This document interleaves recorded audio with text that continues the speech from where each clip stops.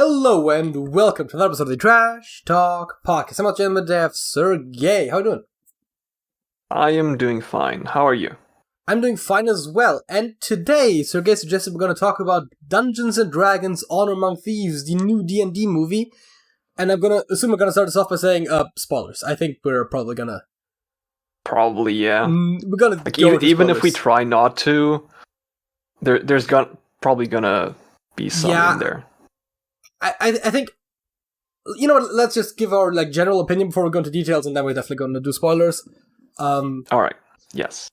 I enjoyed the movie. I thought it was very true to Dungeons & Dragons, not just the Forgotten Realm setting, but also just the experience of playing D&D to a degree, and also the rule system in a broad sense. There are some nitpicks that some people have pointed out, but broadly speaking, I think it really encapsulates the idea of D&D. Yes, I fully agree with this. Anything else on that before we go into spoilers? A blast. It was a blast watching it. I laughed quite a lot in the theater. Yeah, that definitely You is probably true. did too. Yeah, no, I definitely did. I have seen some criticism that people said they're like, oh, ever since the MCU, all movies try to have quips and funny and blah blah blah. And it's like, A, there's nothing inherently wrong with being funny, and B, it really makes a lot of sense for a D&D movie. Yes. Also, one thing I heard in, comparison, I'm not too up-to-date with the whole MCU movies and being funny thing, but the way the MCU movies try to be funny is, just pointing out weird shit that happens without actually being funny. I think it's mostly just quips, right? Just characters saying, making a pun, or, Okay. Yeah, I don't know if... I feel like Deadpool did a lot of the, pointing out superhero tropes thing, but that wasn't an MCU movie. Although it was a Marvel movie, well, not Marvel Studios, but, Deadpool is a Marvel character. It's a whole thing. Yeah.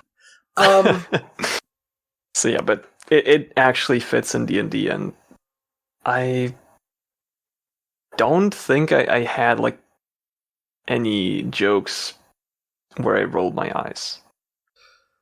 Yeah, I think there was one somewhere, but I don't remember it. So that's that's a good point. But there was having a lot of genuinely funny stuff as well. Yeah. Which I guess brings us to just talking about the movie. I think if you want, do we want to give a recap? I feel like this only really makes sense if you've seen the movie, anyways. I guess.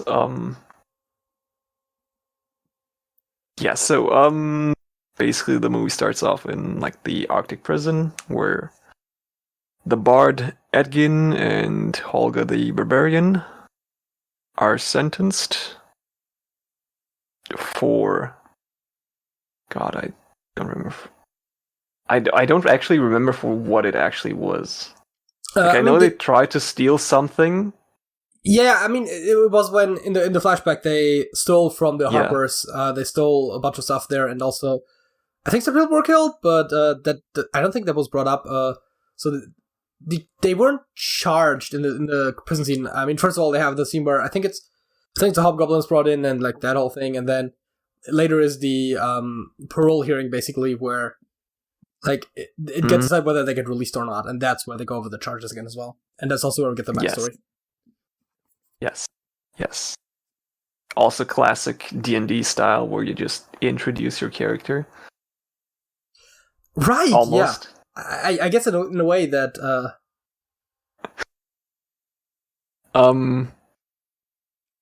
Yes. Then... Just skipping over how they actually got out, they do meet Forge, their former... rogue in their party that has become the... mayor? Not mayor? The High Lord, I think. Of Neverwinter? Yeah.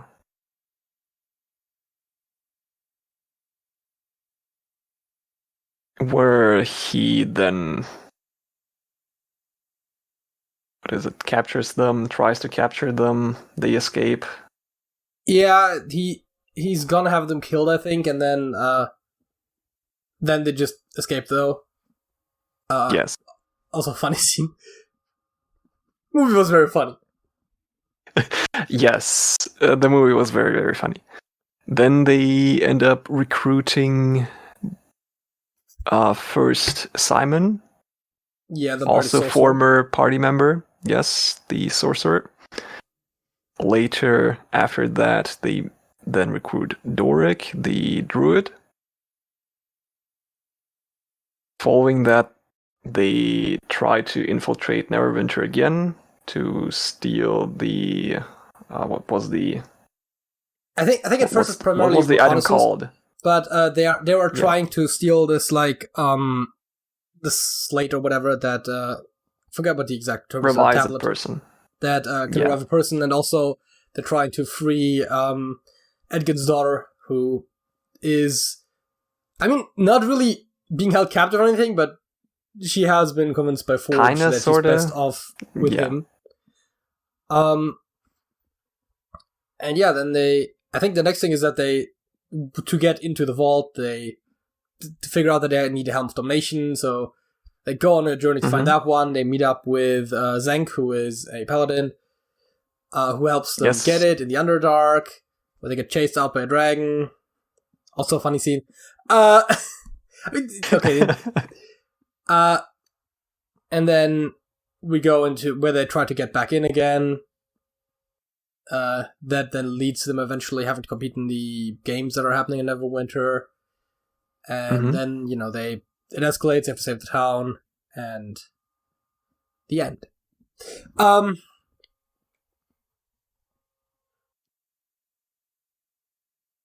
In some ways it's fairly generic, but I thought that was actually a good thing. Because your first D&D movie in like the new era, the new setting, the new whatever, like there have been 3 previous D&D movies, but they were bad, right? And so and it's also been like 20 years.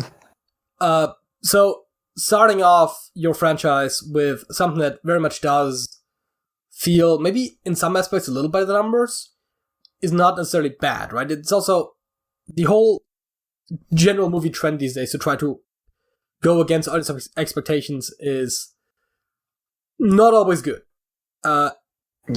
People do enjoy the occasional shocking twist, but your story still has to make sense, And tropes exist for a reason. But yeah,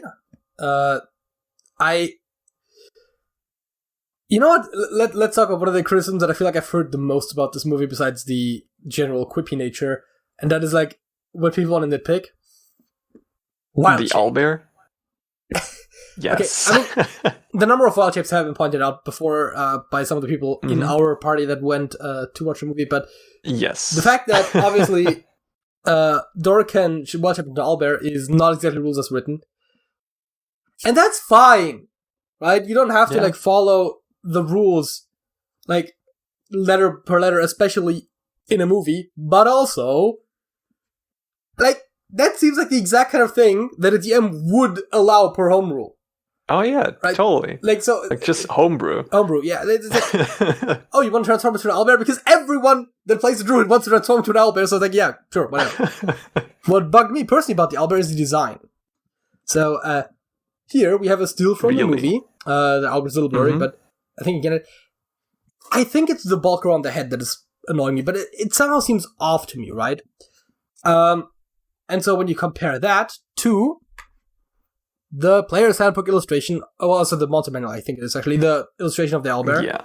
It looks fairly different, right? It has like the strongly defined brow, and it's overall darker, which I don't think is necessary. I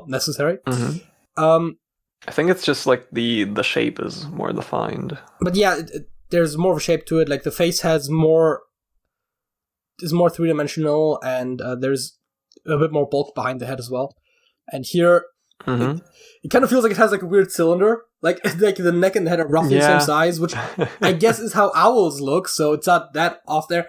And then it has that, and then there's like a face at the front, which feels fairly flat besides the beak, but like flat face on a long cylinder. And also when it stands up, it does look fairly humanoid, which is odd. I mean, on the one hand, I get it, right? Because bears are quadrupeds, and owls do usually stand on their hind legs. So if you do kind of... I could see how you would come up with those fairly humanoid poses, but I just didn't like the owlbear design. I don't know. I personally did not have a problem with that one. That's honestly like my biggest nitpick about this. Like the fact that she could transform into an owlbear, I'm perfectly fine with. I just didn't like how the owlbear looked. It's also the one thing that, like, I liked all of the like designs for like the fantasy races and the creatures and everything, and the magic items, which most of them were like straight up out of the Dungeons Master's Guide. Like most of those were like really accurate in their designs, and I liked all of that. But like the owlbear, somehow just didn't do it for me. I don't know. Also, while we're at design nitpicks, so your big bad is a red wizard of Thay. Okay, sure, right? Yeah. And because she's in hiding, she usually wears blue. Okay, makes sense, right?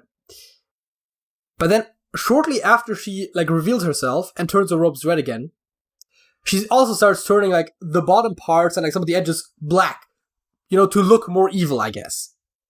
And it's like, I didn't notice that at all. There's like black at like the bottom of her robes, and I'm like, the red wizards of Thay very consistently wear red, right? All the other red wizards that we've seen wear red. They're all evil, right? She doesn't have to like get an evil version of the red wizard outfit.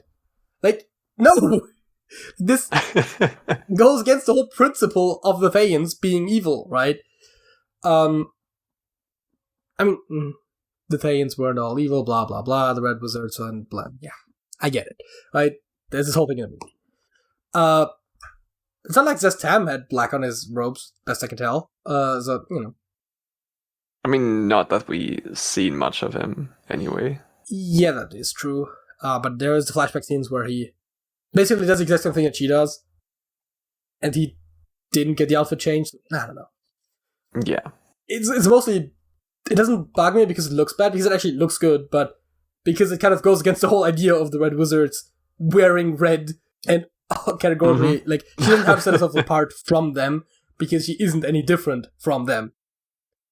Yes, that is true. I did not notice that.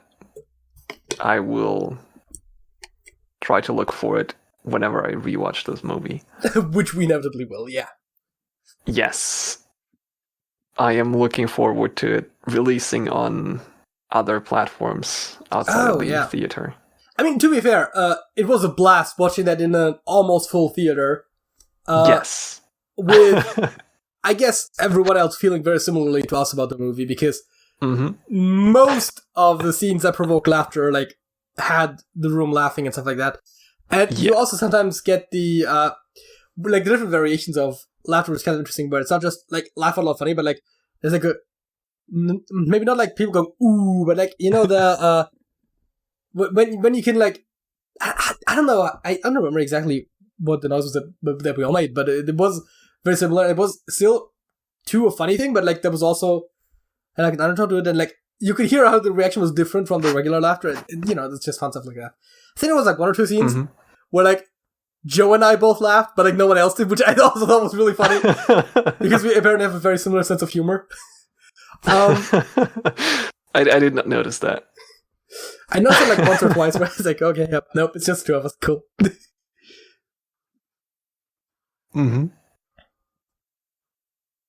Yeah. I guess after... do we have any criticisms you wanted to share now that I've, like, shared all of my minor... criticisms? I don't think so, no. So... Like, except, like, maybe what you mentioned briefly before, the amount of violet shapes. That I did notice.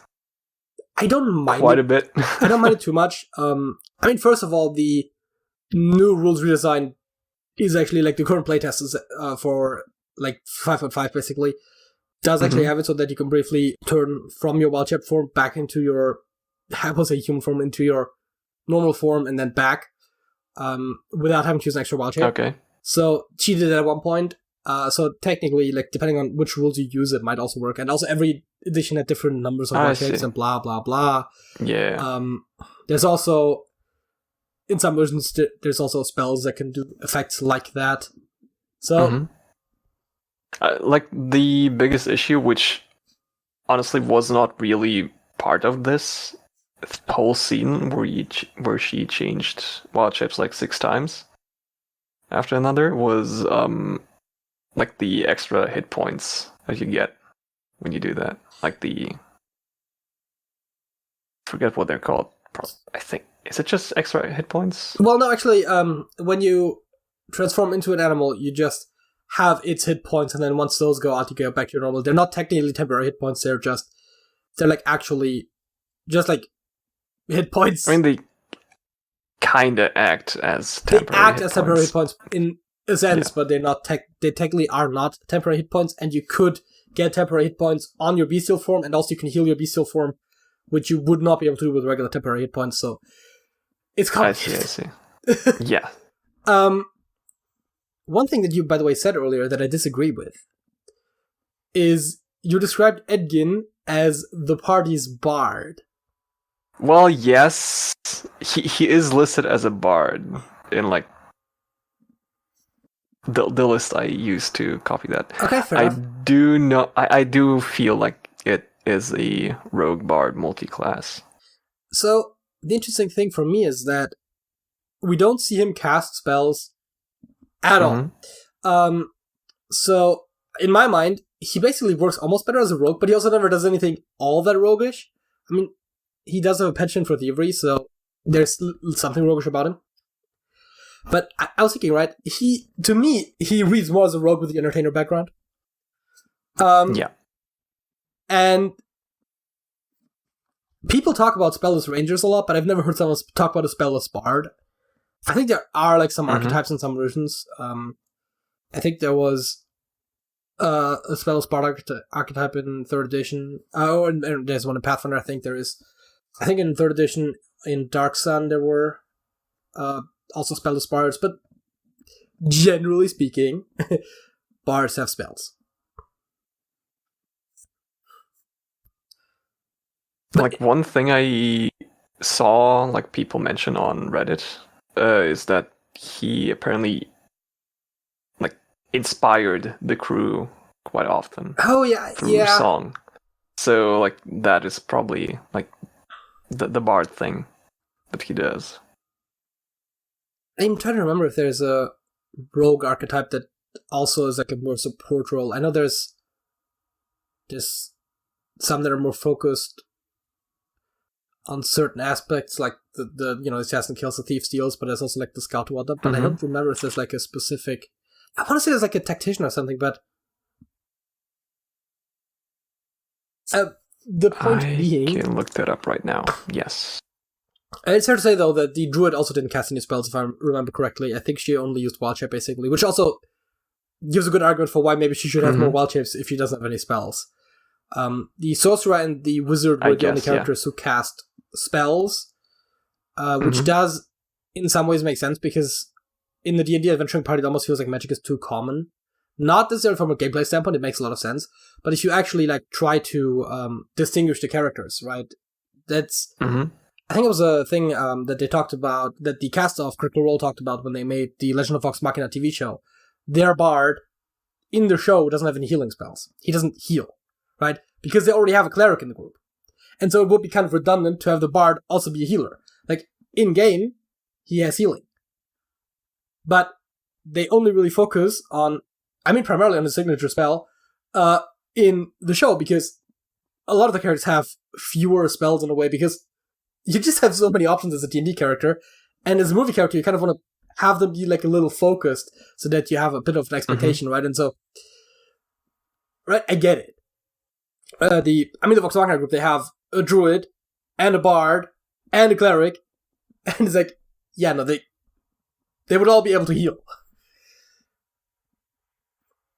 Yeah, that makes sense. And so, I can see why you would not... the bard, just as a support character, is a little odd to me, because bards are very magical. Like, they're full casters in 5th edition. They are... I think they're 6th level casters in 3rd edition, but that still puts... They're mid-casters, so they still could be worse. But yeah, no... I don't know. He's definitely the party face, no matter what class he is.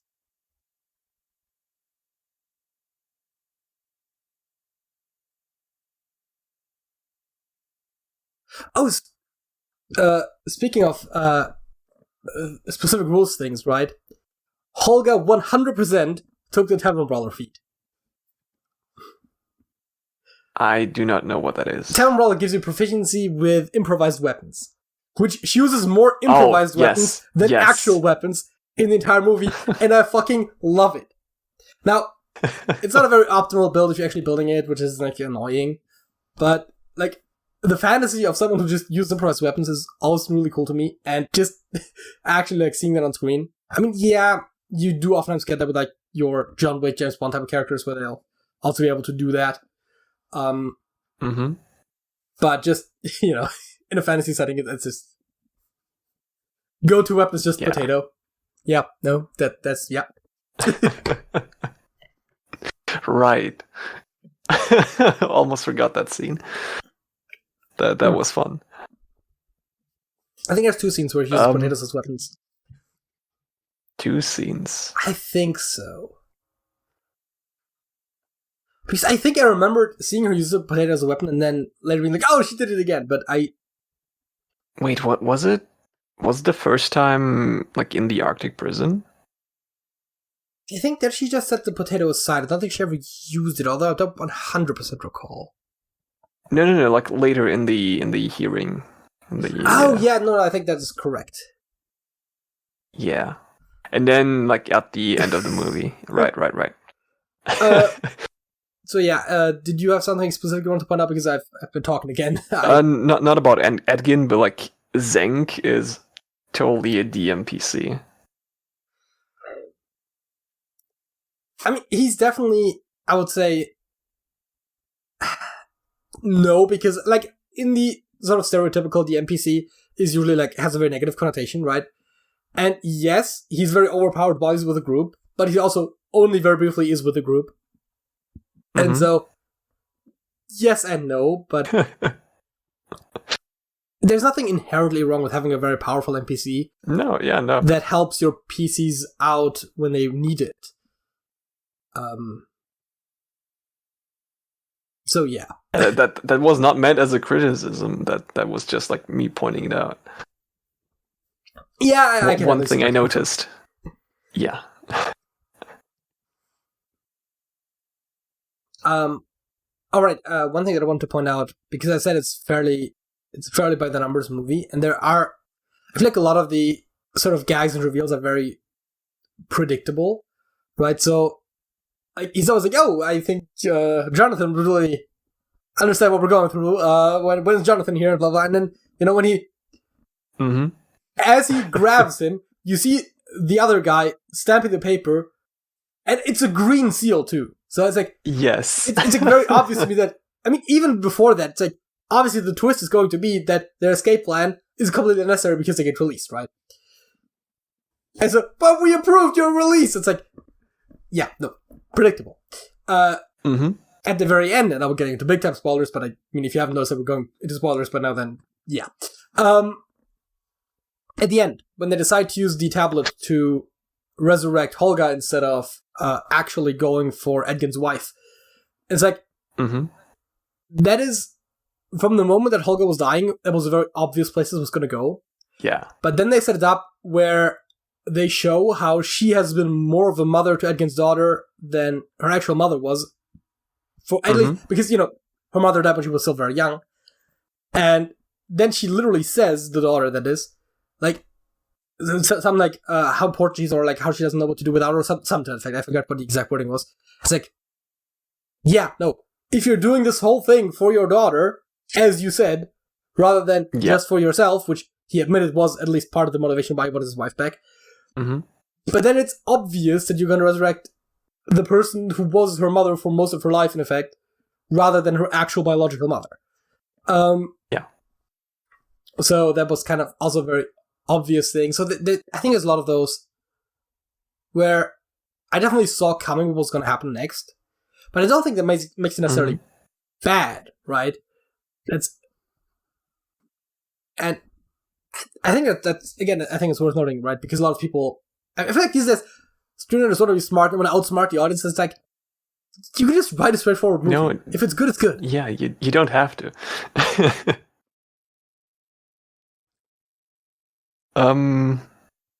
Another thing I just liked about the movie is like how you can almost see the player DM interactions in it.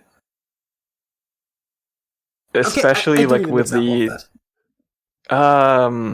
like Simon breaking the bridge.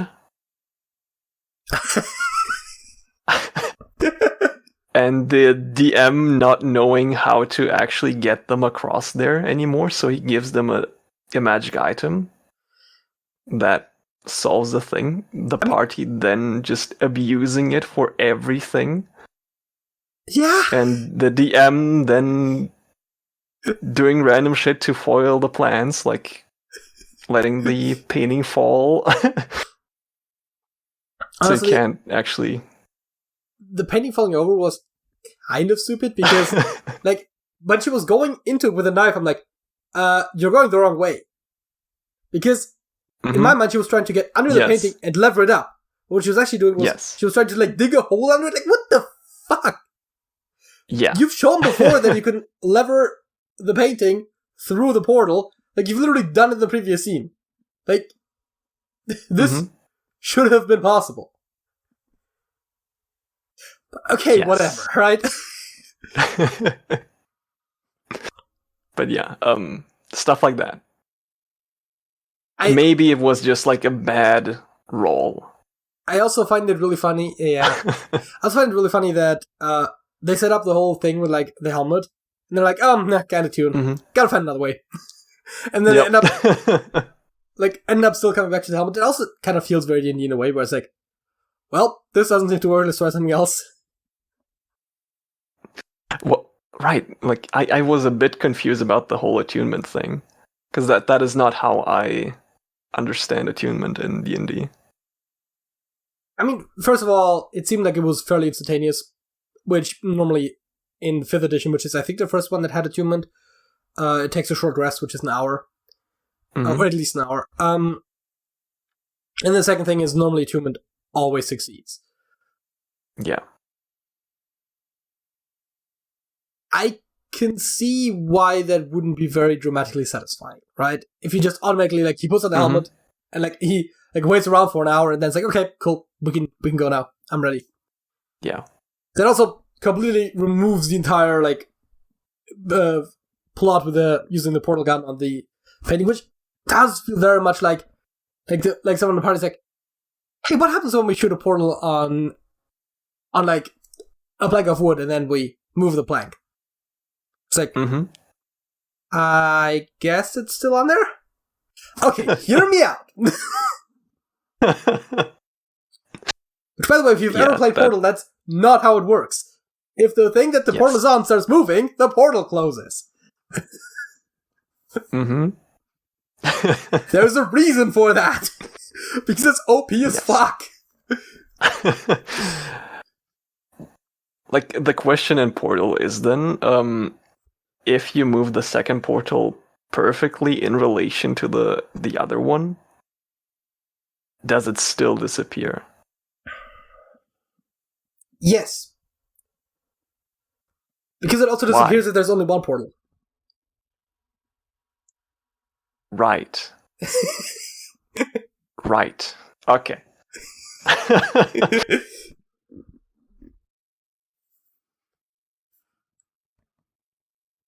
Mystery solved then.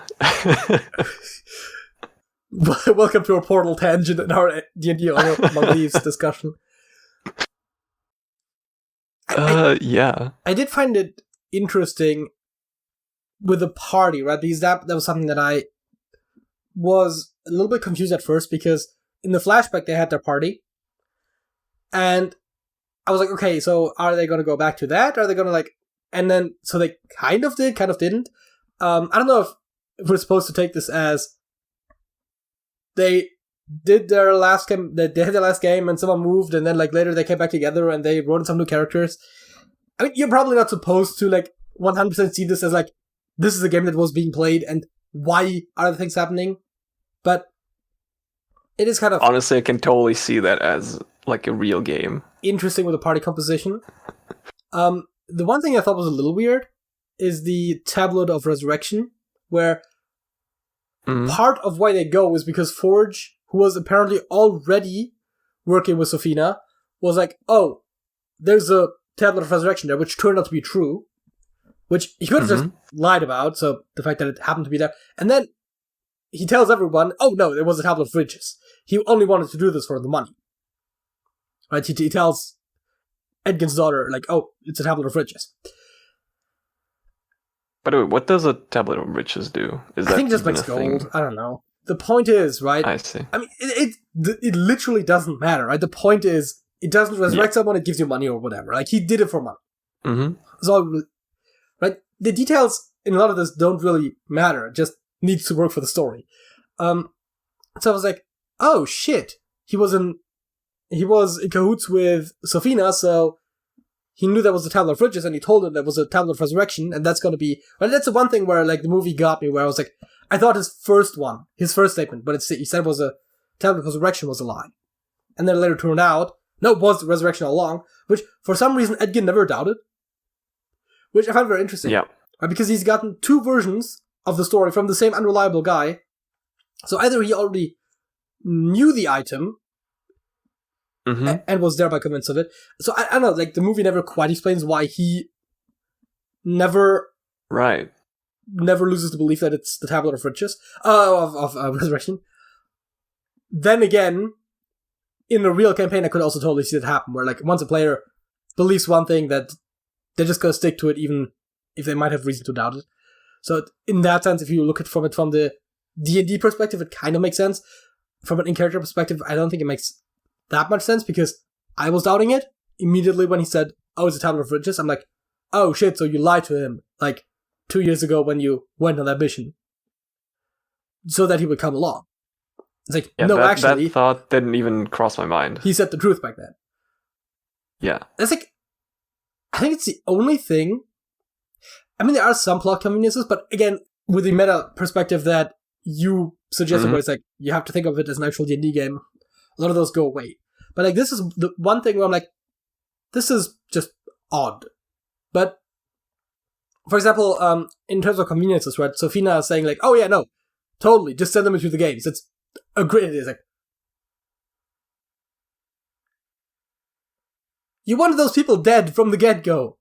Why do you give them a chance to escape? No TPK. Right? Like, it makes perfect sense for the DM to go, oh, you want to be in the games. You know what? I could see that. Why wouldn't you want to? It's like, but, like, character motivation, like... Also, the, I forget what it... Speak with the Dead, I think is what the spell's called. Hilarious. Yeah. Just absolutely hilarious. That was so fun. Also totally expected, but also so fun. Yeah. The fact that he was gonna ask a question that was gonna be taken as a question, even though it wasn't intended as one, was one of those very predictable, obvious things. But, like, some of the jokes were like, oh, we haven't asked him for questions, which I don't think is how the spell works. I think it automatically ends after a while, or it's concentration or something. I don't think that rules as written, it would just keep him alive, but it's funny.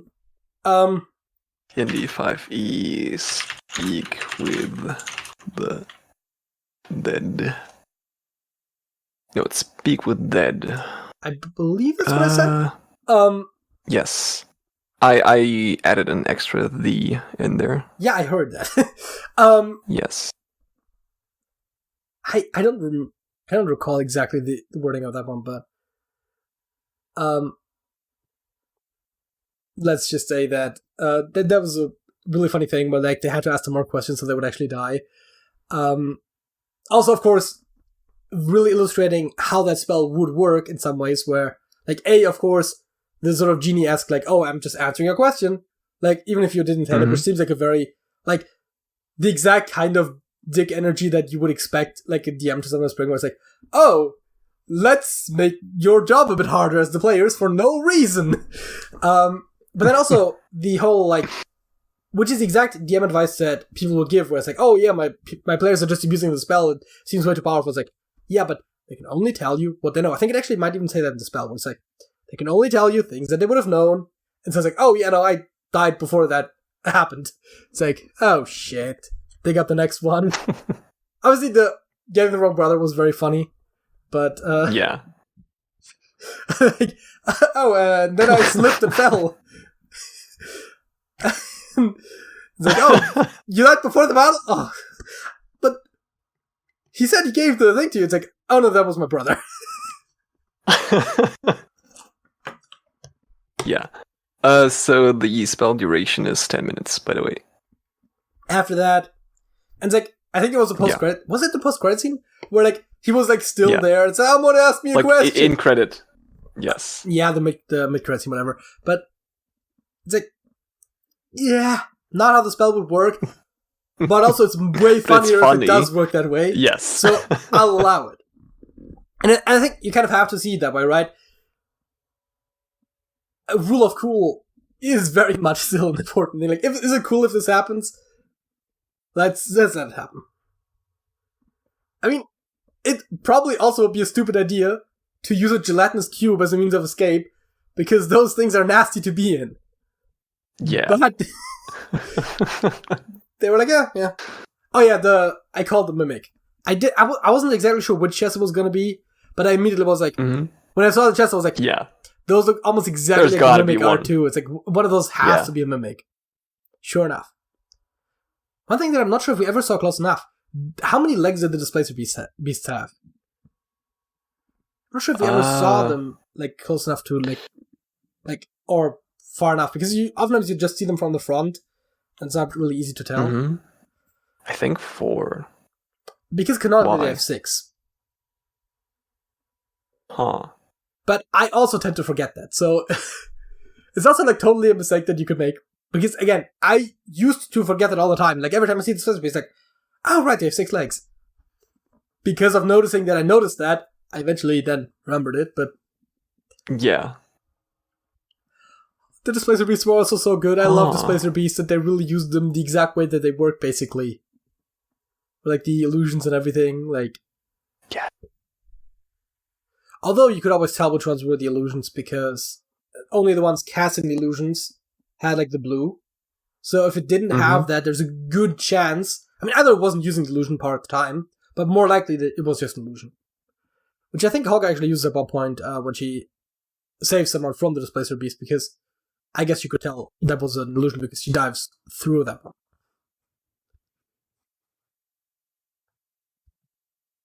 Actually, I cannot find a good screenshot.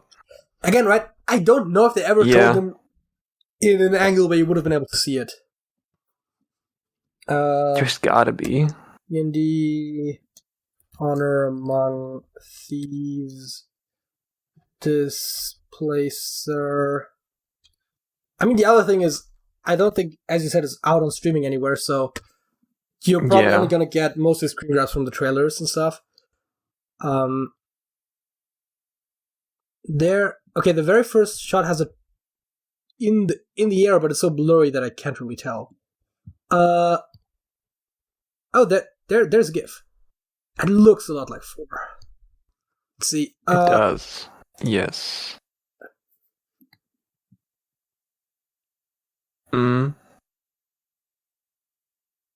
I don't think... Wait, is it actually on the right side if you look at it? It does look like that might actually be...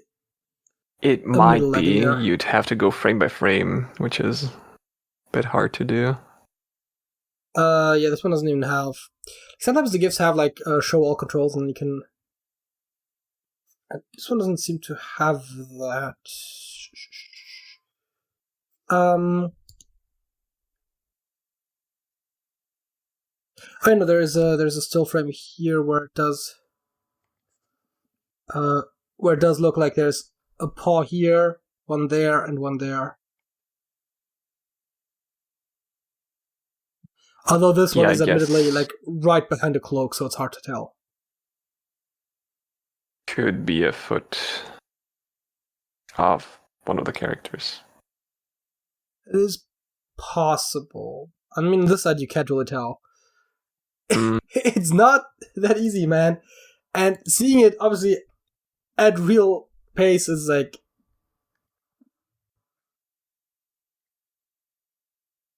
Doesn't help too much. I don't think there's a but honestly, they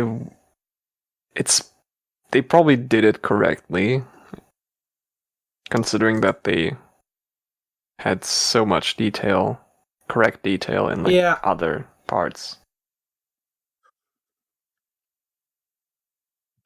Anyways, right, the Splicer Beasts, really cool, love them. Mm-hmm. I think part of why I like it was just because it looked like Panthers, and Panthers are also cool. But yeah, no, D&D movie, really cool, like the details. Also, one thing that I said to someone in our group was I liked that the first dragon that we saw was not a red dragon. Right? Yes. Because the classical association is that dragons breathe fire. And the first dragon that we see is a black dragon, which breathes acid. And it also does that. And so it's like, oh, cool, right? Like, this is very D&D. Not in the terms of very Forgotten Realms, because, like, all of the settings have the same dragons, basically. This is like, it's the same as having the owlbear in there, right? Where it's like, it has become a big thing in itself, but, like, it's also a very D&D thing.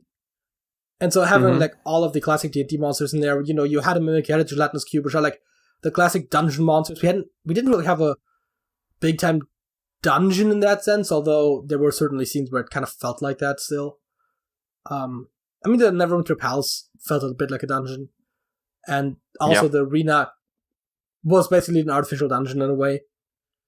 And so you had, like, a lot of the classic dungeon tropes in there. You had some dragons. Oh yeah, the Underdark. The Underdark was very much, like, not a classic dungeon in the sense that it's, like, a castle basement, but it was still very much felt like a dungeon. Thematically, it was basically a dungeon. So yeah, we had dungeons, we had dragons, and it was really cool. It was really fun, yes.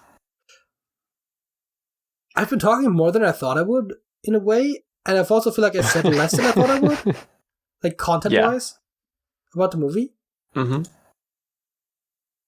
One thing I definitely do want to say is, I'm kind of torn on Doric as a character design, because she was supposed to be a tiefling, and there's a huge variety in tieflings, right?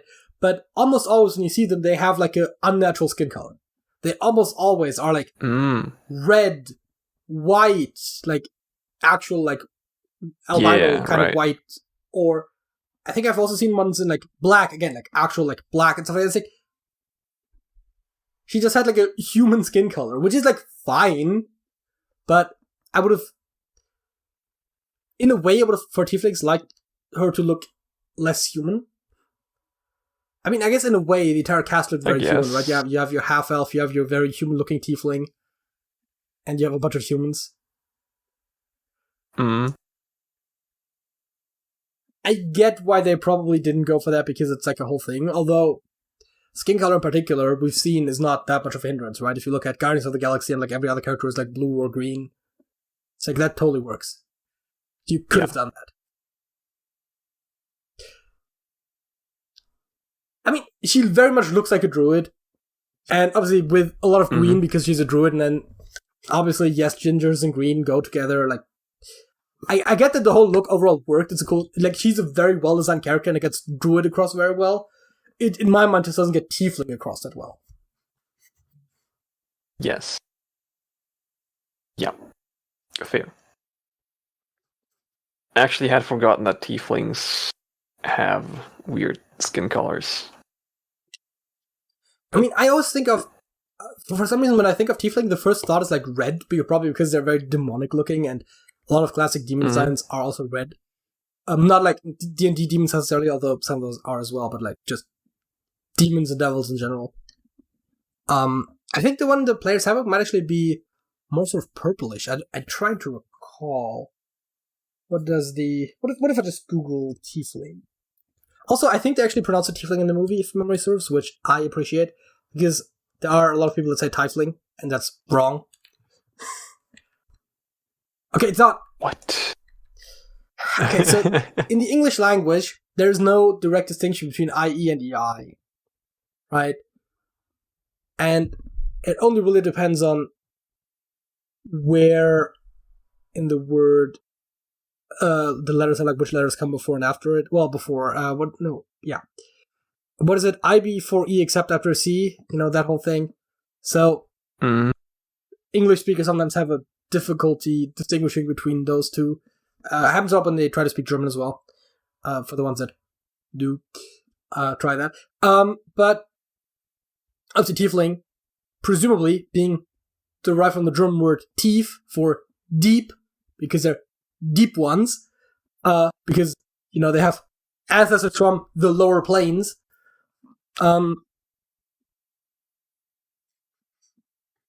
I don't know, maybe I'm just reading too much into it, but I don't know.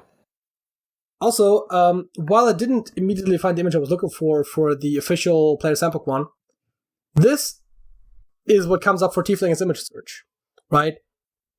I'm not sure how well you can actually see that because it's very zoomed out.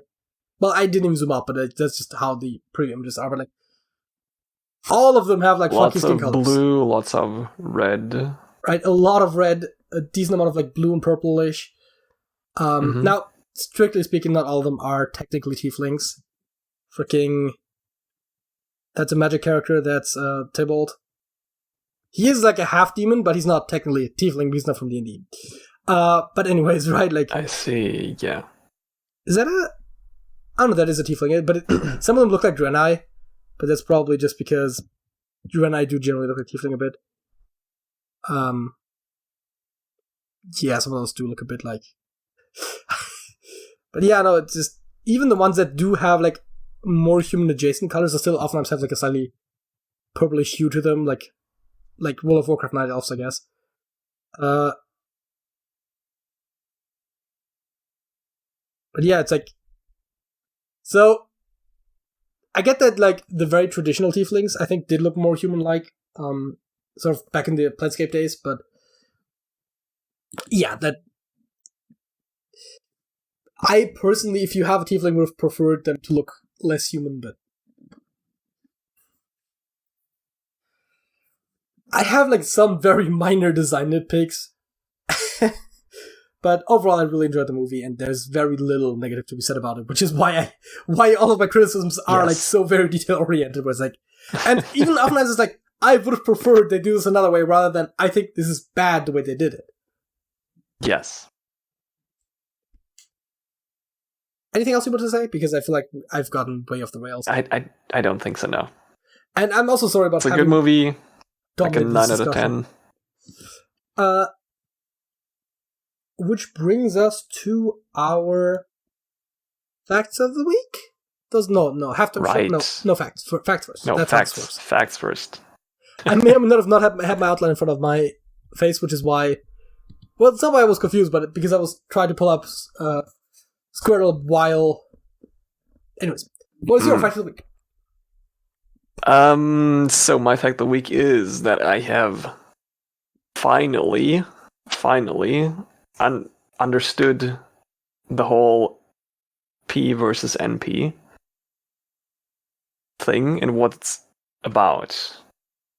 I mean, yeah, it's the question of whether every it's like algorithm can be run in polynomial time or not. Yes.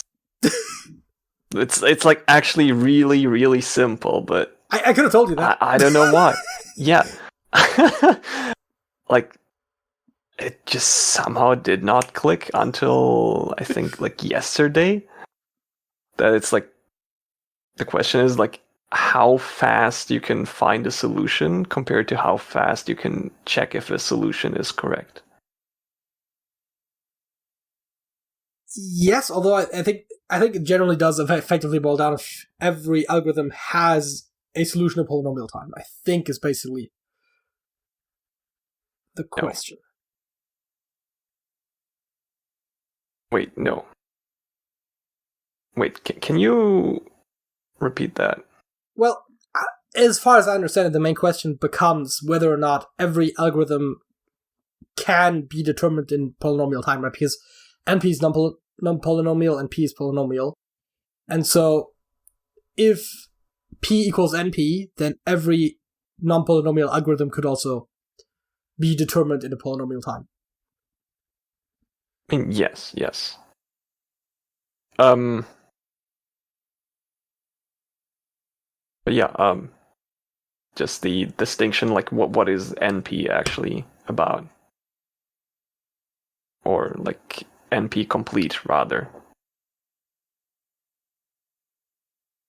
Okay, fair enough. I haven't looked that thing that deep into it, but yeah, like NP complete is just like stuff that is confirmed to be NP to have a non-polynomial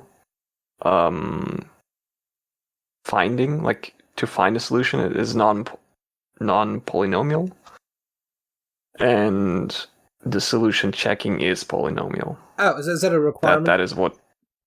Yes. Yeah, it's one of those things that I feel like it's hard to understand if you've never like gone that deep into computer science or math. Yes. Because there are problems where it's easier to find if there is a solution than what the solution is, which is unintuitive because in most real-world problems, when you know if there is a solution by just finding the solution. But what you're saying, what you're talking about, is that sometimes it's faster to find if there is a solution in polynomial time in this case, which is to say it scales polynomially. Wait, no. Like what I meant is that to find a solution, it is not polynomial, but to verify the solution that it is correct, that is polynomial. Yes. Because I know there's also a thing in computer science about how long it takes to determine whether the algorithm has a solution, I think, or whether it terminates, rather. It's like there are algorithms. I don't think you can determine if it terminates. That's like sounds very much like the halting problem. Yes. Right. Anyways. Yeah. Jesus Christ. Every time. As soon as we start recording, it's like, oh shit, my nose is going off. It's like, no. Not much of a problem otherwise. I think it's partly because of the talking probably like create some more movement or whatever, and also partially that I would just blow my nose like whenever I feel like it, and not while I'm recording because it's annoying on the audio. Yeah. So yeah. All right. Anything else? I guess I'm gonna just like give you 3 quick examples of like what like first polynomial is like I guess actually I cannot give an example of polynomial stuff. I can't think of anything. I mean it's fairly easy because it's every algorithm that has a runtime that is not exponential, basically. So it's literally just like any sorting algorithm. I guess just like yeah.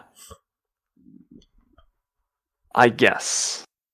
Like, so if it's n squared, then it's polynomial, not polynomial or non-deterministic polynomial, with what the complete name is, it would be like solving Sudoku. It's rather hard to solve a Sudoku puzzle, but it's really easy to verify it. Just check all the rows and columns. Also all the grids. Yeah, some of the solvers are hard, because sometimes you can't just have like a very basic algorithm that's like, oh, it checks which numbers go in which squares. It's like, right? Because the two main ways that people know how to solve Sudokus is either you check, oh, this number's still missing in the row, where could it go? Or you check which numbers could go in the square, both of which can be used to solve it. But you could get a lot more complicated than that. And then one example of like stuff that is even outside of non-deterministic polynomial, NP, being exponential, is like chess. Finding the best chess move. Like, even if you were given the best chess move for the position, you wouldn't be able to verify it. Because you need to know you basically have to do the whole calculation yourself. So, like, even if you have the best one, if someone asks you, is it the best, you'd have to figure out what the other options are still. Yeah. So, want to hear something about a cave? Sure. Have you heard about the Mobile Cave? I have not. Well, it's a cave somewhere in Romania, close to the coast. That's a fact, no. So, it was discovered in 1986, but it's worth note. What it's noteworthy for is that it has a unique groundwater ecosystem, abundant in hydrogen sulfide and carbon dioxide, but low in oxygen. Life in the cave has been separated from the outside for the past 5.5 million years, and it's based completely on chemosynthesis rather than photosynthesis, because it's a cave and it doesn't have access to the outside world, so there is no sunlight. And yeah, it's a network of paths in limestone approximately 200 meters long, with portions that are partially or fully submerged in hydrothermal waters. The temperature of the air and water is constant 21 degrees Celsius, so that's like a comfortable indoor temperature. That's 70 degrees Fahrenheit for those people. And the relative humidity is about 100%. And yeah, it is known to contain 57 animal species, among them leeches, spiders, pseudoscorpions, woodlice, a centipede, a water scorpion, and also a snail. I think when they say a, they're talking about a species, not a singular snail, which would be funny, but... it would be, yeah. Of these, 37 are endemic. And that is fascinating. Is based on chemosynthesis by methane and sulfur oxide, by methane and sulfur oxidizing bacteria. I would not have expected there to be like such complex life forms. I mean, you probably wouldn't necessarily, at least in such a small system, get those sort of complex life forms to evolve from scratch. But they can adapt to the environment once they're captured in there, and then be left alone for millions of years. I guess, yeah. I mean, if they have a connection to like currently living species like leeches, spiders, scorpions, well, so scorpions, whatever, lice, centipedes, right? Oh, actually, water scorpions, yeah. Snails, right? Like those are species that exist out here as well, so it wouldn't be convergent evolutions that they would have had to have existed before the ecosystem was separate. Yes, yeah. But yeah, no, it's still fascinating that like ecosystems can like adapt to like just about anything, like not always, but like oftentimes, like if given the chance, like life finds a way. So yeah, we will probably never eradicate life on Earth. Isn't that good news? Probably not. I was thinking it is. Oh god. There's news on Squirtle, which I'm not going to read through because we're actually just playing the Squirtle. Oh, news on Squirtle. We're playing Squirtle. Woo. I believe our starting words were Earls and... oh god. Tonic. I think so. Which already is giving us a lot. No T's or O's, and more importantly, we already have an A and an R.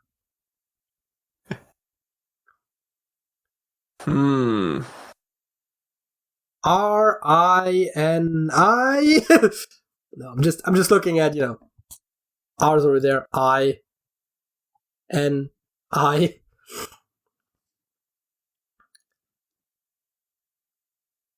Someone's E or S. Maybe. Oh, shit! I actually forgot what the following letters are in terms of frequency. But you seem to have realized something. We already have 4 letters for the first row. Also, this kind of reminds me of last week's, for some reason, because we had a very similar situation up there. Mm-hmm. You weren't there last week. You wouldn't know. But But yeah, no, we had a similar thing where we had like we already had 4 letters, right? So this one should be we should almost be able to figure out the first row, right? Because we have 4 out of 5 letters. Yeah. It's just seared. Oh no, wait, that's 6 because it's ED. And it's also EA, not AE. I'm bad at this.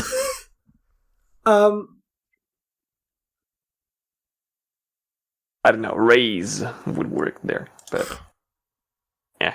Oh, it would.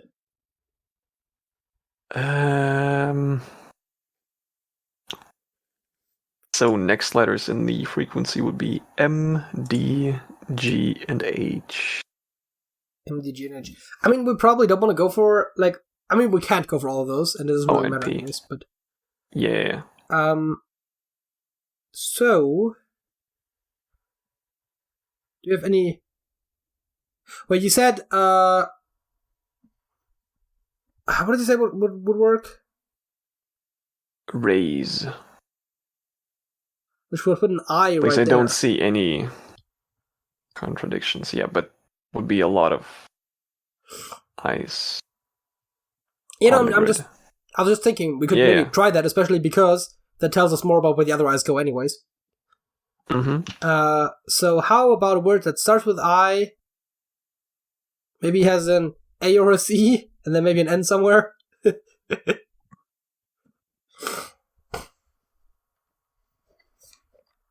Iced. I don't know what ice. Lee.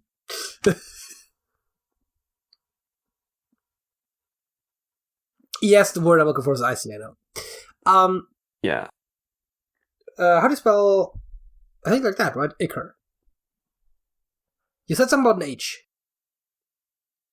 I think so. I mean, this doesn't have an N. I said I wanted an N, but like... Yeah. I mean, actually, if I want an N, we could... But it's kind of stupid, though, because the S doesn't work.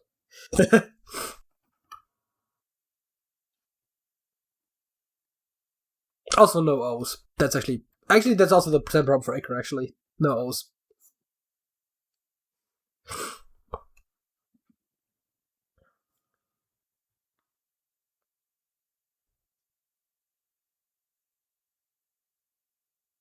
I mean, we don't have to go for IC, I was just thinking it might be.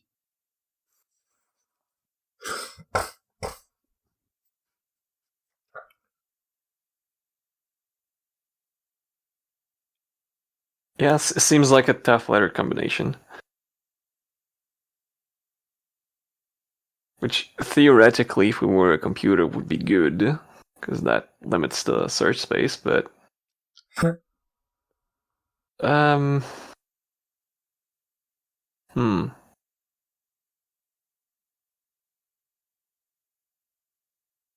problem, I think, most is that all the ones that I came up with had an O in them.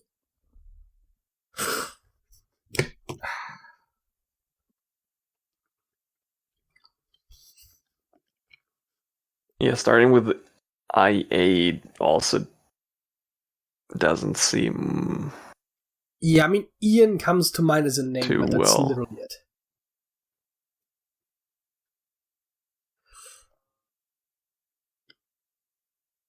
Is there anything like ICA or ICE or something like that?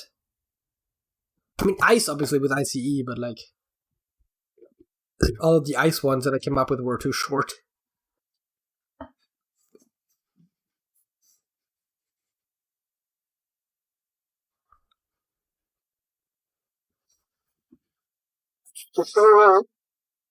Like, the first thing I thought of was I think I ICK. What did you say? The first thing I thought of was starting with ICK. But I also don't have anything good there. Icky. Yeah. It's only 4 words. 4 letters.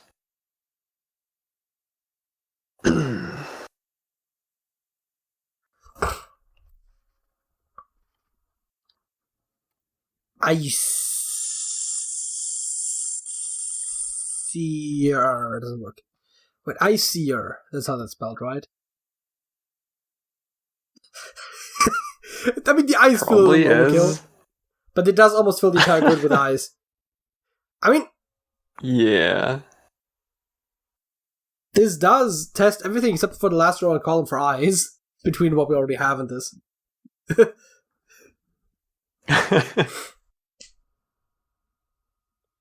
I somehow don't hate this.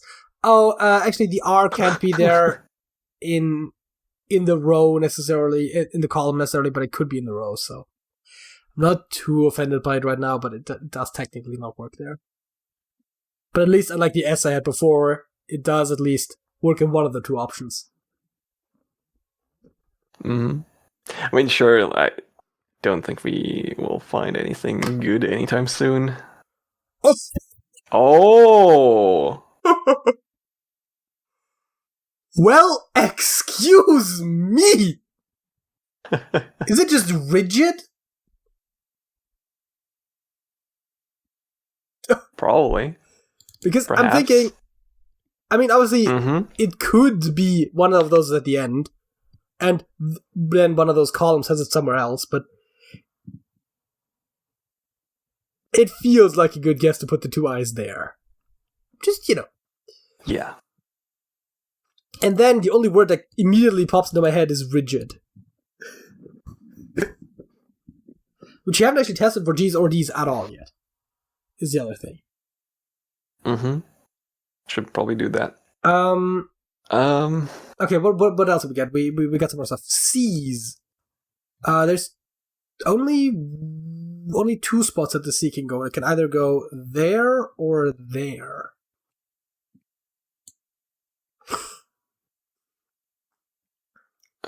Another fun thing I just noticed is that we do have an L somewhere in the grid.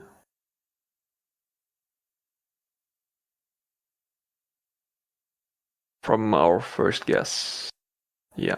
As in the bottom or in one of these. Well, I guess one of these two if rigid is correct. Or like the other two corners.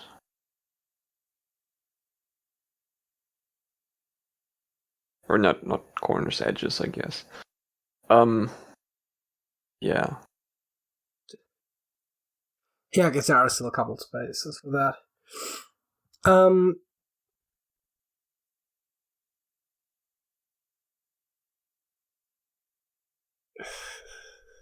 kind of sad that this can't be the C because like something about acid would have made a lot of sense. I mean, I guess acids would be the only one that would technically work, so maybe it wouldn't even be that good, but it seemed intuitive. CR. Yes. CR.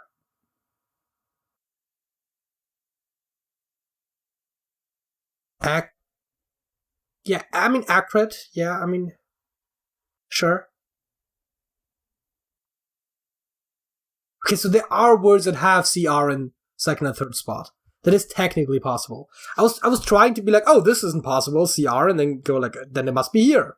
But accurate. I mean, we're not gonna have a double A word, and it can't have an I there, so it's not accurate. But that is a word that exists. I think ochre has OCRE, right? I think it's OCHRE. Might be.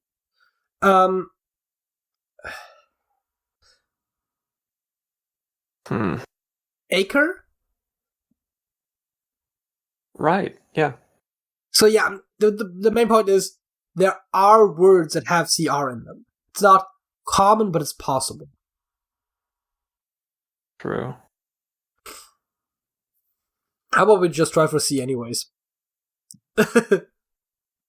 Sure. We want an E somewhere. I mean, I guess in theory it's optimal there. Just because of how the intersections of the hints work. I mean, it can't go there. Could go there. Could definitely also go there in terms of intersection of hints. I mean, I guess we have to have them on the column either way. The row, right? The row was where I would have to eliminate. Could go there. But if we have CI, then CIE actually makes sense, right? Right?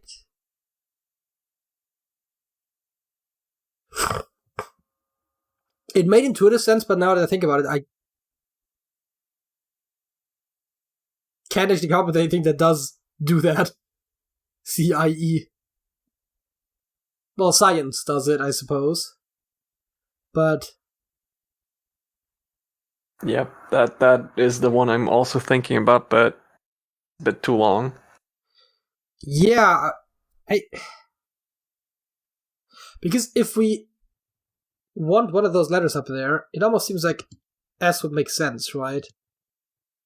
Like, what is it? Side? Just cyan? Without the C at the end?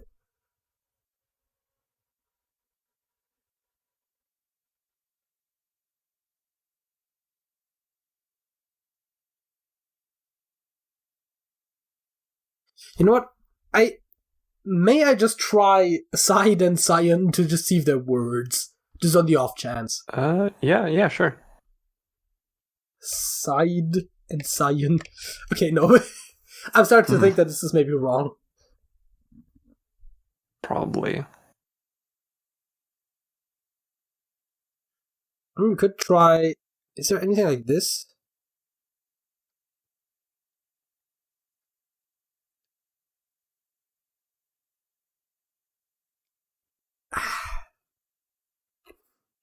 Whoops, not what I meant to do.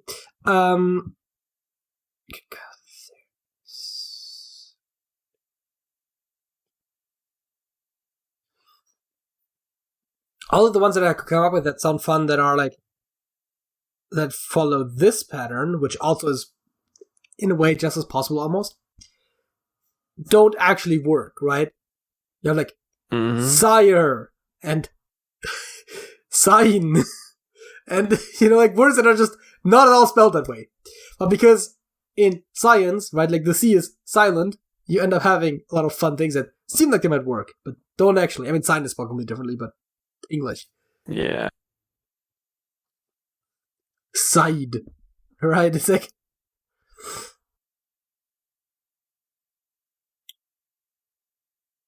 I mean, it could technically be pronounced like a K. It could be like Skyn.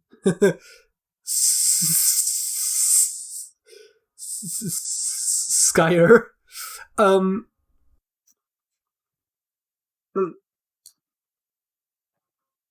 I'm starting to feel less confident about some of this.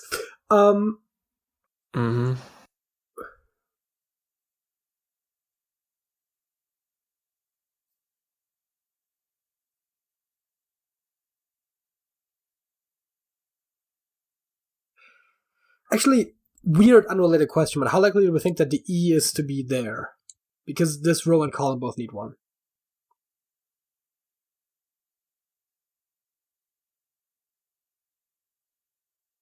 In English, probably not all that high.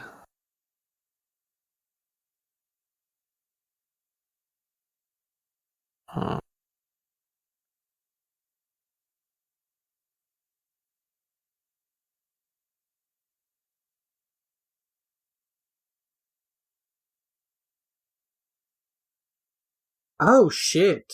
Could go up. The N could go up there as well. And this could be saner. S-A... Yeah. N-E... Never mind.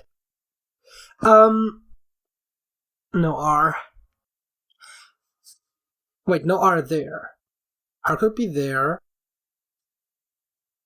And R could be there.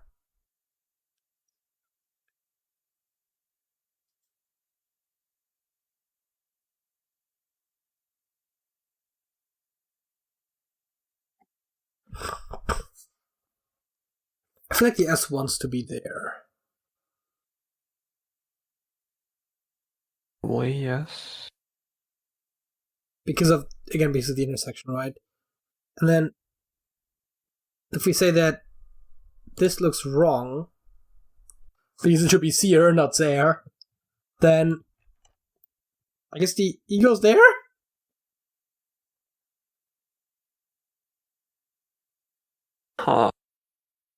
I mean, again, this is mostly just a guess. Like, the R and the S could be swapped, for example. And the E could be anywhere as well. Like, it's not technically a set in stone, but... Saber? The British spelling of saber? What is the American spelling of saber? ER. Thought so. Because I think the answers are all in American spellings, right? Like, the correct ones.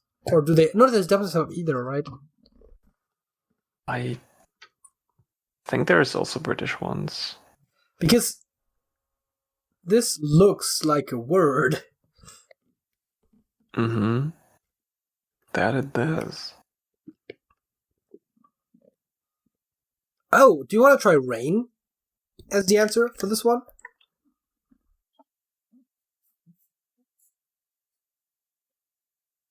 I mean, you did say you wanted to try G, so, you know. Oh, this rain. Yes. Yeah. Yes, that rain.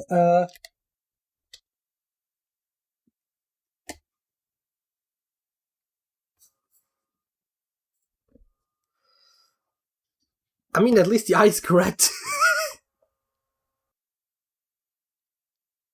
True. And we know there is a G in there, which is promising.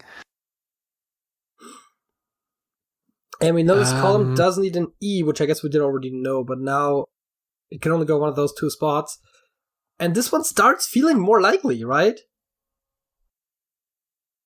Except it feels wrong. Yeah. But like, because if it's RIE, right, then what in the world goes there?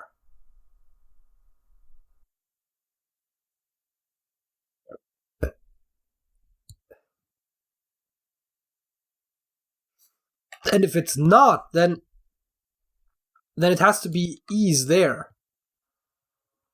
Which is doable, I guess.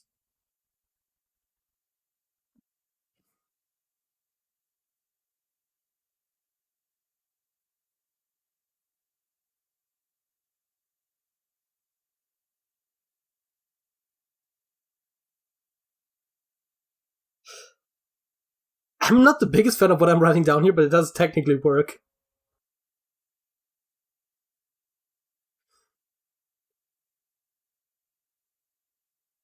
Yeah, that is probably a bit too much.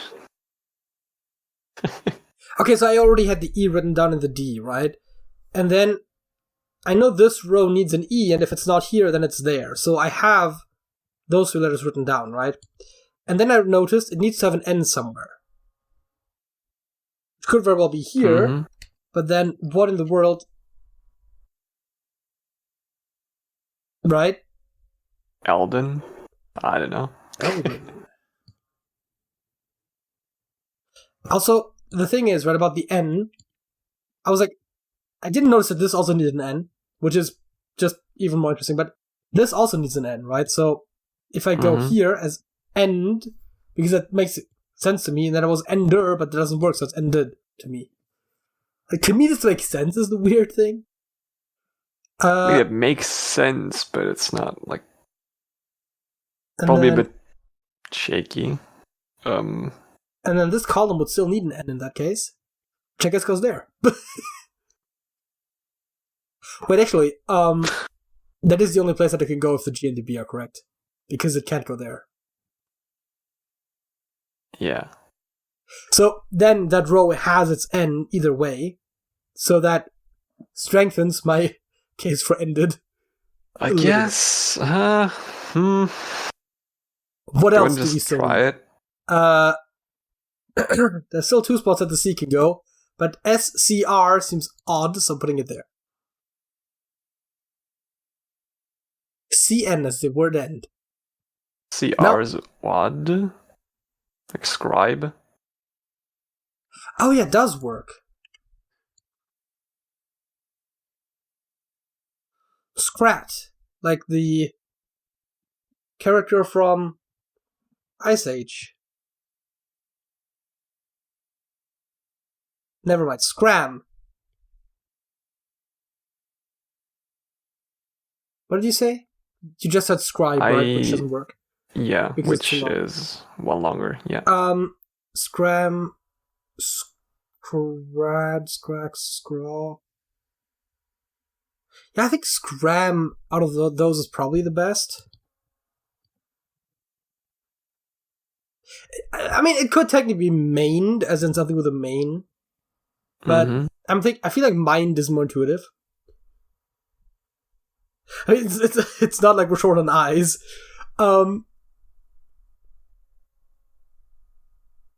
That is true.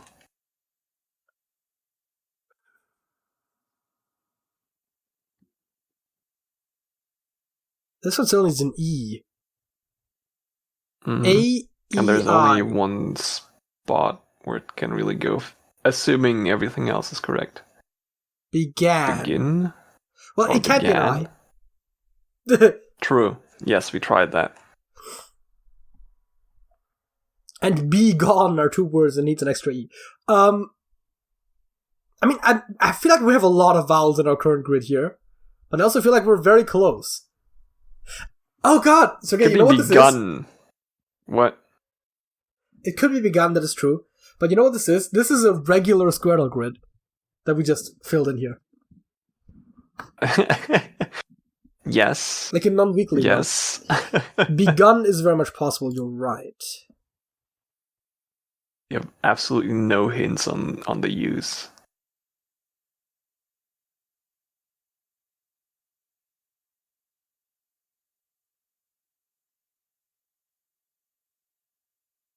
I'm trying to think of what these ones could be, though. Like, this almost feels like I was about to an A? Like, I mean, yeah, we need an A in here anyways, and it can't be there, so I guess, yeah. So I guess it's cream. I mean, cream. I don't know. Clean.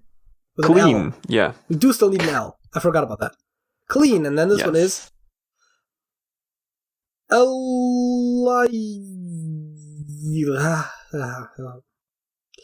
it feels like it should be a line. Oh wait, it can't be a G anyways. But still, wait.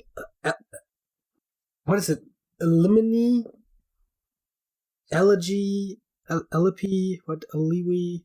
Eliri? Eliti? Elizi? We haven't tried these yet, right? Wait. Wait,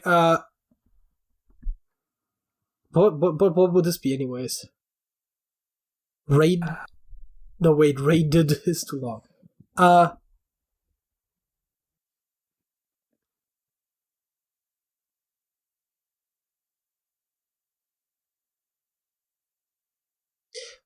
Mind is starting to feel weaker again, which is weird.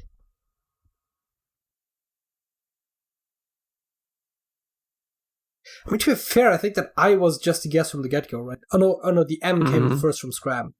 It could be Scrap.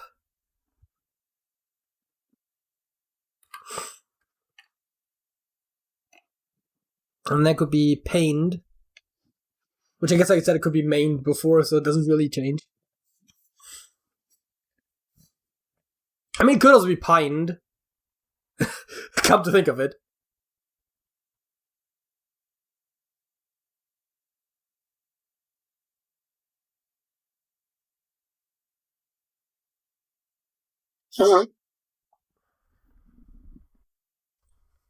Could it be an E? No, it can't. It literally can't. I was gonna say it could be something like alive, right? But this literally can't be an E, so...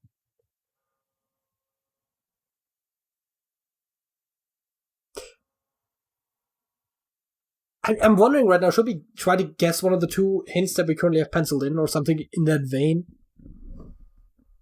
Probably. I would go for ended. Really? That's where it all began. Yeah. My argument would be that ended has a lot of duplicate letters. And so in a sense, you could argue that it would be better to try something like mind or pained or mained or pined. But See.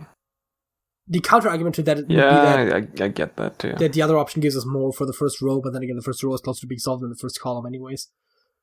You can kind of go both ways on that. And if we do go for the row, then the question would be which version, because there's like a couple different ones that I've suggested over the years. I was gonna say.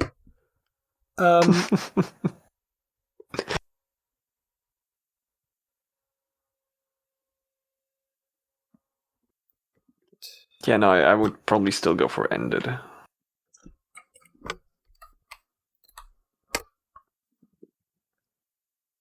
Oh yeah, no, that was supposed to be an end, right?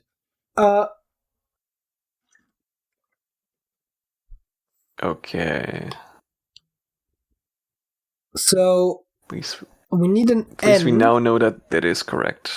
Which makes this one very likely to be correct. Yes. We need an end in this row. The D and the E we've obviously found. Do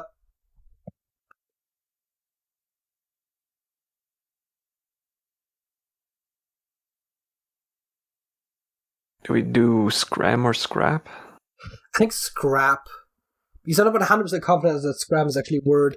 Like, I mean, people will tell you to scram, right? But it's short for scramble. So,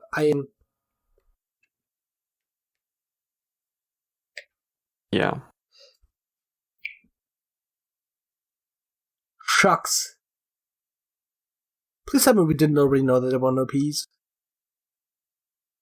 That was from just now, and those were the only other black hints, which were the T and the U, so no. T and the O, actually. Mm-hmm.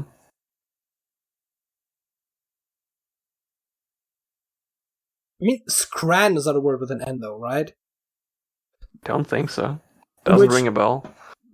Which makes this one a fairly good guess, the N here, and I mean, I could remove the U because it could be began, well, it can't be begin, but it could be began as well.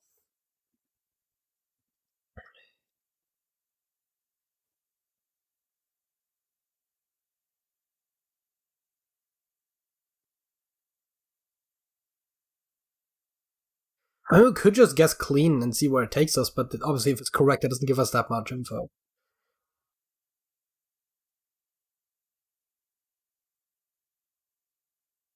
Yep. But what would it be? ALI? Which I'm, like, at least somewhat confident in.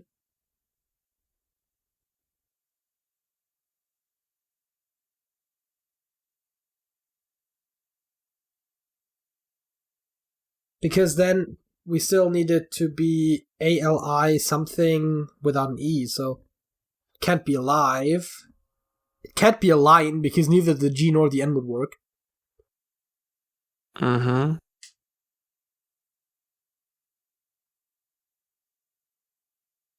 Is it like a lift or something? You know what? I probably shouldn't have to ask because TNED is like feels addend, oughtn't, itn't, utn't.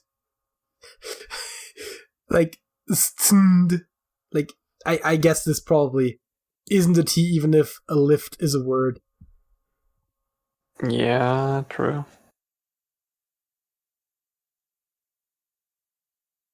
Also no T's. Just in general. I keep forgetting.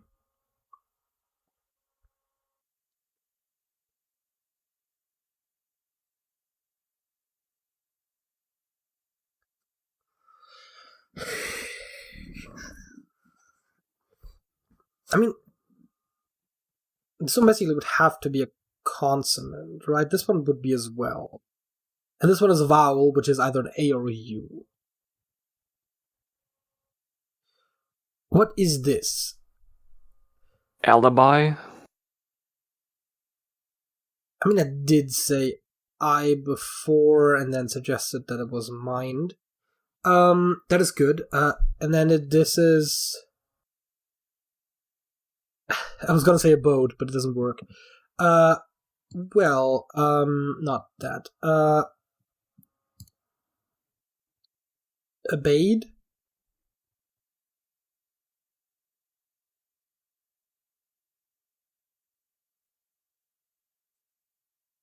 I think it's a word. Like, what is it? Like, I told him to abide and he... No, that's abode, right? That's not a bait. That's not a bait. I mean, not that kind of abode, but obeyed. Sounds plausible, and raid with an extra E sounds plausible as well, as opposed to, say, rave, rare, raise, wait, raise, abase? And abase. Abuse! Yeah, that seemed... Oh, that... Yes. I think we solved it. I believe so, too. I don't think it matters in which order we do them. I think it does, because it's not begun. That is... Now it really doesn't matter. But I was gonna say then it's mind. Is it abase? I mean, I guess it would have to be, right? Because we already said it can't be begin. Not that abase would make any more sense.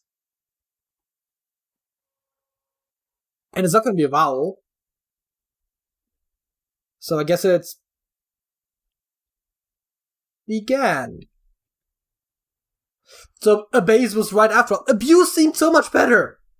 That it really don't did. take it out of context.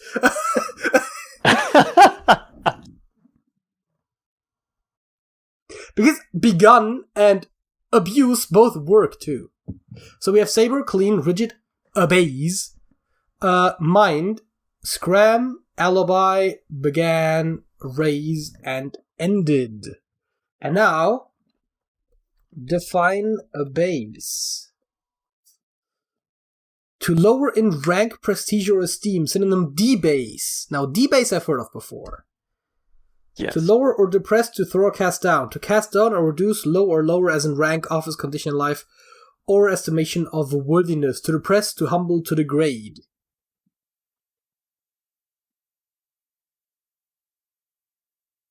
Now we know. The more you know. Let's finish closing the questions. How about that? We've been doing this for years, it feels like.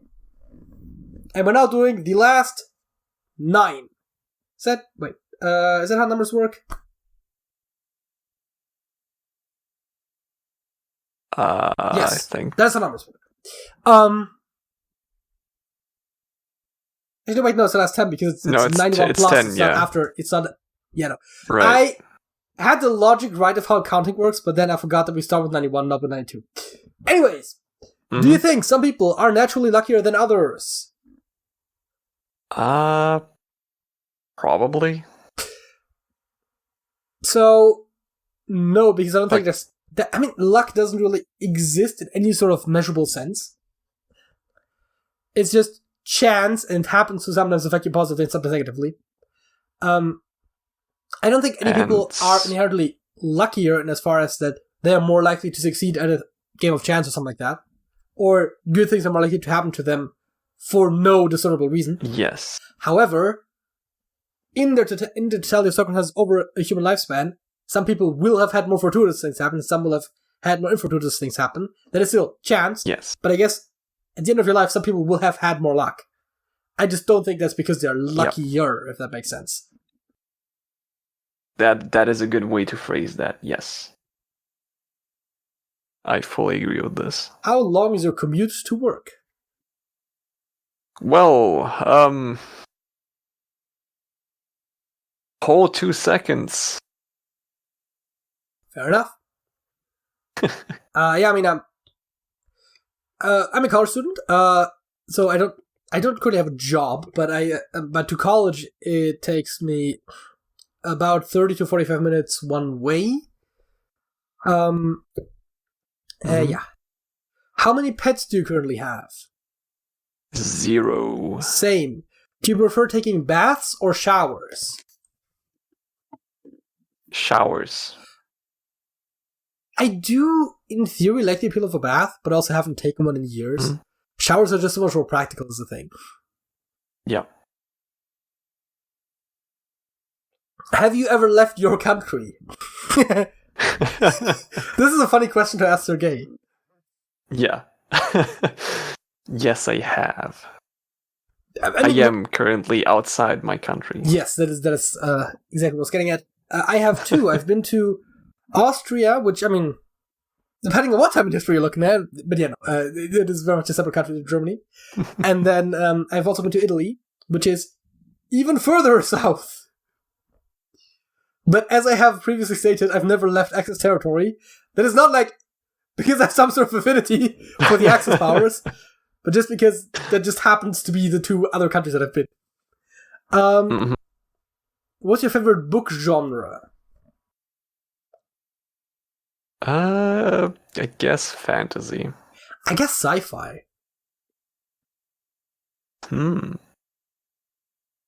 Honestly, didn't really expect that.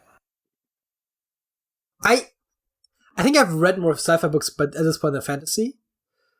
The problem is I haven't read that many good fantasy books. I think, like I've told this before, right? But I think I was too young when I read Lord of the Rings, because those books were not for me at the time. I think it might be different now, but like they were kind of boring in parts. I felt like because of the over descriptiveness of them.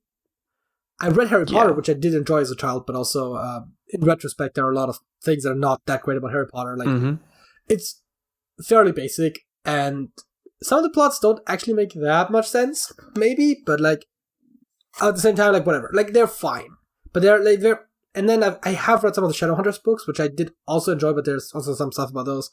But like I don't have a great selection of fantasy that I can just be like, oh yeah, these ones are great, right? So.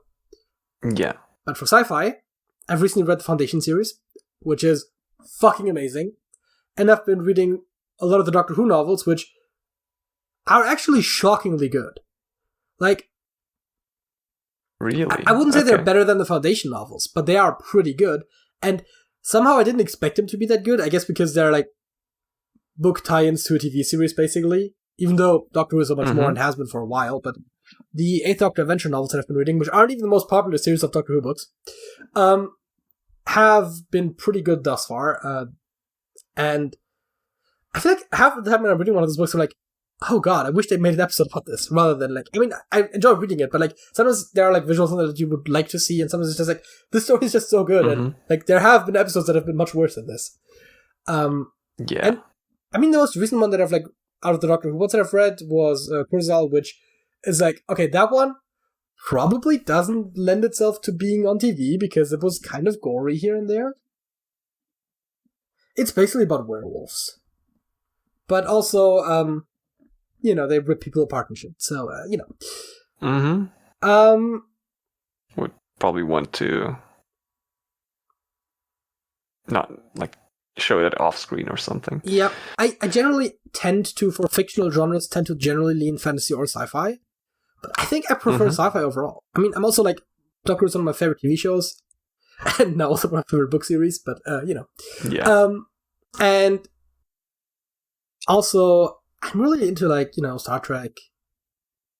I mean, the shows, I haven't read any of the novels yet, but... Yeah. When I'm thinking about fantasy, there are some things that I enjoyed, but I don't think there's anything that I'm, like, as into some of the sci-fi stuff. See. So, like, I told you this off camera, like, I think yesterday, even, but in terms of, like, fantasy books, I'm currently reading Mistborn from Brandon Sanderson. I do recommend. Yeah, I mean, Joe's a big fan as well of Sanderson, so I've definitely got the recommendation before. And especially Mistborn, he does also mention occasionally, so... Yeah. But yeah, no, I mean, I definitely want to read up more on my fantasy as well, but as is currently, I happen to be reading a lot of sci-fi, and I think, honestly, those are my two favorite genres, broadly speaking, but I do think I might actually prefer sci-fi over fantasy slightly in general.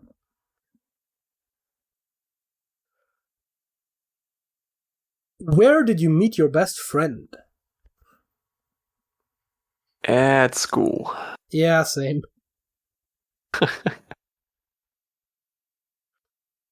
Okay, if grass was a different color, what would you want it to be? I mean, does it make sense? I mean, would photosynthesis work just as effectively at different wavelengths? I mean, that's just, I mean, if you're purely going by the aesthetic... I don't know, like a deeper shade of green. Oh, I was just going to go with red. I watched a TV show a while back where they had an alternate reality where the grass was red and like the leaves of trees and everything, and it did look kind of cool too. But I think it mostly looks cool because you're not used to it. Like if you were used to it, it would just be normal. Like way too attention grabbing. Interesting thing. Probably prefer like blue.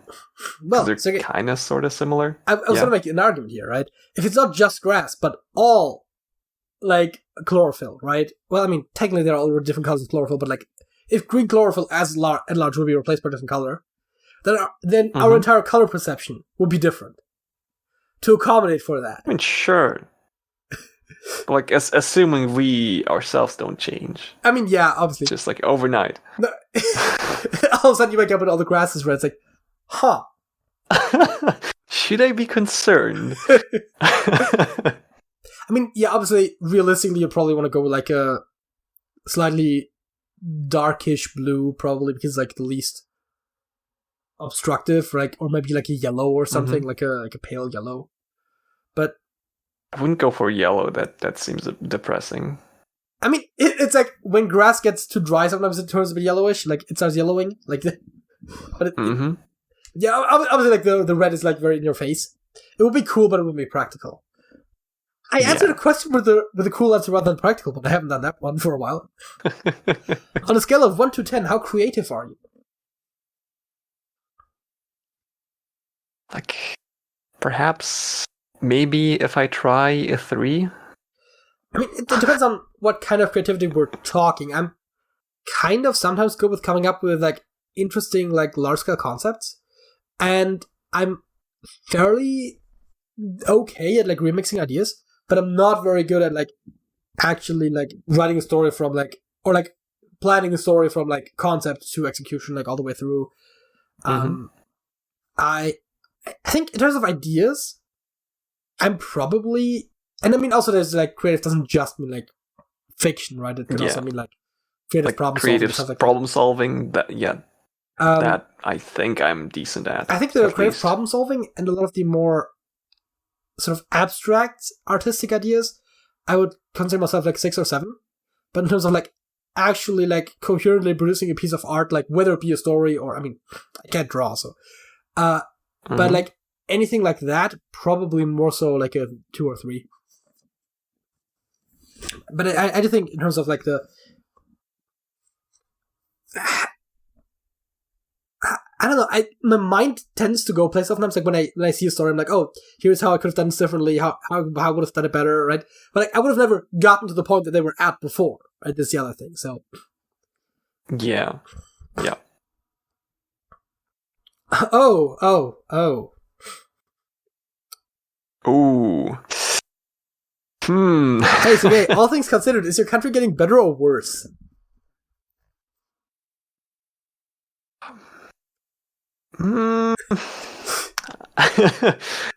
I would not say it's moving into a positive direction. Sergej's country is about to get bigger. Leave it at that. I mean, it doesn't look like they're being very successful, if I'm being honest. I've actually heard an interesting argument about whether I might get smaller, but that is not like an immediate future thing, but like a further future thing, and it's not what you're thinking. Yeah. I mean, my country, is it getting better or worse? I think I want to say better, but I also haven't really looked at like that many things that are specific, like, because you'd have to look at like what is changing in which areas and blah blah blah. But like, just on the things that I'm hearing, and by the way, when I'm talking about my country, I'm talking about Germany, of course, for those that are unaware. Yeah. I feel like there's a lot of good stuff happening. I was a big fan of, finally getting some social democrats elected rather than freaking Christian Democrats. I don't like them. I mean, it's been a while ago now. I do think there's like a lot of sort of environmental stuff that is like finally starting to at least move in the direction of where we might go towards sustainability. We're less reliant on your guys' oil. Like there's gas, both, but I mean, I think actually oil is the bigger one. In terms of like Germany, like almost immediately stopped having Russian oil. I think Russian gas took a lot longer, and I think we're still getting a lot of it.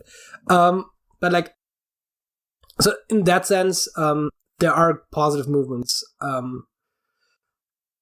mean, we've also significantly raised our military budget, which I'm not the biggest fan of, sort of in general, but also I kind of get why. I'm a bit torn on that, but they recently introduced the new Germany ticket, right? Like the €49 monthly ticket that apparently you have to buy annually. So it's not really a €49 monthly ticket, but more like a €600 annual ticket. But anyways, well, like still pretty cheap. But yeah, no, it's fairly cheap. And less than I paid with my 50% off for my apprenticeship ticket. That was only for like the small region we were in. Yeah, and I mean, also there are things that are not strictly political, right? That are getting better, right? Like gas prices are finally going down a bit again. So, I mean, obviously, when you look at stuff like gas prices, you have to ask, like, which time frame are we talking about, right? I mean, I guess we generally have to ask which time frame we're talking about, right? I think in the last 90 years, my country's gotten a lot better. In the last 100 years, my country probably has gotten a lot better, although there were some downturns in between. But I do think that, like, in terms of like the last 5 years or so, I think the overall trend has been mostly positive, but there are also a lot of things that I can't specifically counter at the moment. So it's like the impressions that I've been getting are mostly positive, but also I'm just not that up to date in general. And that brings closed-ended questions to an end, like forever. Woo. Finally.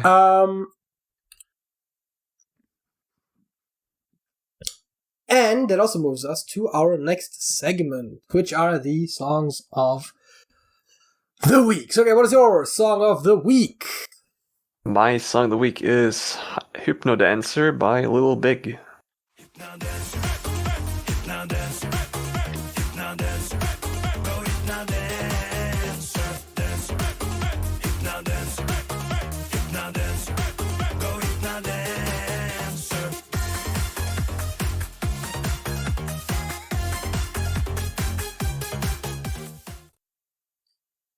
I'm assuming I don't have to tell you that I hate this, right?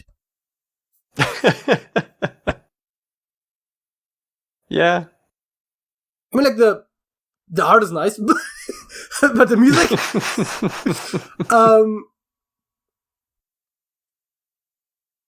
Really? I mean, I don't like electronic music, right? That's like a general thing. Yeah. Like, I think this is actually probably more techno than it's like EDM or whatever, but like, all of that shit, right? Like, whether it's freaking electro techno, dubstep, or EDM, it's like, it's all the same to me. I'm sure there are some differences, but I feel like techno used to be like a thing, and then shortly afterwards, at some point, dubstep came along very briefly, and then people were into EDM for a while, and I think that's gotten a little less as well, but like... I honestly don't have a clue how they were separated. I just listen to music. In my mind, it's just time. But yeah, I don't like this type of music. It's not as bad as that one Bavarian song or Austrian or whatever the fuck it was that you had at that one time, but like otherwise, it's definitely very low down there.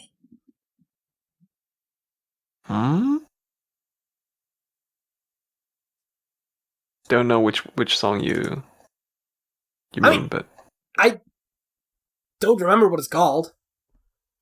Yeah. Anything you want to say about this? No. It's a song. I do enjoy it. What is your song of the week? My song of the week is No Milk Today by Herman's Hermits. How could they know just what this message means? The end of my hope, the end of all my dreams. How could they know a palace there had been behind the door where my brain is queen? No milk today, my love has gone away. The bottle stands forlorn, a symbol of the dawn. Yeah, I do like it. An oldie but a goodie. I say but as if those two things were not positively correlated. Okay, there is no positive correlation between age and goodness of music, but there is to a point. Well, okay, I wouldn't say that classic music is better than modern music, but I would say that classic rock is better than most modern music, right? Like,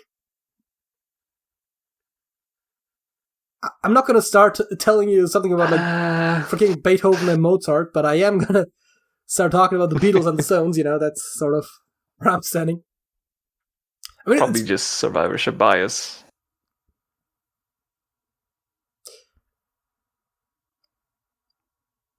I know what you're trying to say, but I'm not sure if that technically would be that. But yeah, no. I mean, I guess, maybe? Like, yeah, but it's like the effect that drives nostalgia, which, whether it technically falls under survivorship bias or not, where obviously most of the bad songs are not remembered. Also, sometimes I find that there is like actually like good like modern pop songs that I only appreciated once they fallen out of the like radio circulation. Not that many, but occasionally they are there. But like while they're in the radio circulation, you hear them like 2 or 3 times a day, and it's like, I can't stand this. But then you hear it and you haven't heard it in like 5 years, and all of a sudden it's like, oh, this is actually not that bad. Yep. Because music can be overplayed. That brings this episode of the Trash Talk Podcast to a close. If you enjoyed the video, give it a like. If you want to see more of this, like this, and you aren't already subscribed to the channel. If you want to talk to us, leave us a comment below or join the Discord server. Link is in the description, also below. Sergej. That's it. That's it.